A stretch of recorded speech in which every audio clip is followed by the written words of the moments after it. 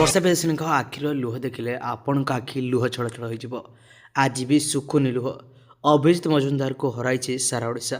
ଆମର ପ୍ରିୟ ସଙ୍ଗୀତ ନିର୍ଦ୍ଦେଶକ ତଥା ମ୍ୟୁଜିକ୍ ସିଙ୍ଗର ଅଭିଜିତ ଦାଦା ସିଏ ଆଜି ଆଉ ଆମ ଗହଣରେ ନାହାନ୍ତି। ତାଙ୍କର ଶାନ୍ତି ସଭାରେ ପହଞ୍ଚିଥିଲେ ଅଲିଉଡ଼ର ସବୁ ଅଭିନେତା ଅଭିନେତ୍ରୀମାନେ ଏବଂ ବର୍ଷାଙ୍କର ଏ ସମୟରେ କିଛି ଦୃଶ୍ୟ ଦେଖିବା ପରେ ଆପଣଙ୍କ ଆଖି ଲୁହ ଛଳ ଛଳ ହୋଇଯିବ। ଅନୁଭବ ବର୍ଷାଙ୍କର ଛାଡ଼ପତ୍ର ପରେ ବର୍ଷା ପୁରାପୁରି ଯେମିତି ଏକା ହୋଇଯାଇଛନ୍ତି। ଅନୁଭବ ଜାଗୃତିଙ୍କ ସହିତ ଏବେ ଖୁସିରେ ରହୁଛନ୍ତି। ଜାଗୃତିଙ୍କ ସହିତ ଆଗକୁ ଜୀବନରେ ବଢ଼ି ସାରିଛନ୍ତି। ହେଲେ ବର୍ଷା ପୁରା ଅଧୁରା ହୋଇଯାଇଛନ୍ତି। ବର୍ଷା ପୁରା ଏକା ହୋଇଯାଇଛନ୍ତି। ସୋସିଆଲ ମିଡ଼ିଆରେ ତାଙ୍କର ଦ୍ୱିତୀୟ ବିବାହକୁ ନେଇ ମଧ୍ୟ ଅନେକ କିଛି ଚର୍ଚ୍ଚା ଜୋର ଧରିଥାଏ। ଏହିସବୁ ଭିତରେ କିଛି ଭିଡ଼ିଓ ଯାହାକି ଫ୍ୟାନ୍ମାନଙ୍କ ଆଖିରେ ଲୁହ ଛଳଛଳ କରିଦେଇଛି। ହଠାତ୍ ଏସବୁ କ'ଣ ଦେଖିବାକୁ ମିଳିଲା?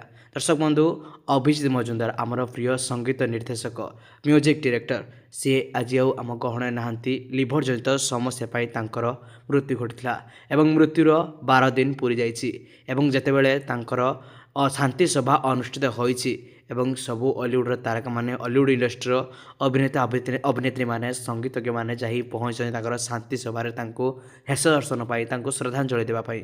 ଏହିସବୁ ସମୟରେ ମଧ୍ୟ କିଛି ଅଲିଉଡ଼ର ସଦସ୍ୟ ପହଞ୍ଚିଥିଲେ ଏବଂ ବର୍ଷା ପ୍ରିୟଦର୍ଶିନୀ ମଧ୍ୟ ତାଙ୍କର ଶେଷ ଦର୍ଶନରେ ତାଙ୍କର ଶାନ୍ତି ସଭାରେ ସାମିଲ ହୋଇଥିଲେ ଏବଂ ଅଭିଜିତଙ୍କୁ ଦେଖିବା ପରେ ବର୍ଷାଙ୍କ ଆଖିରୁ ଝରି ଆସିଥିଲା ଲୁହ।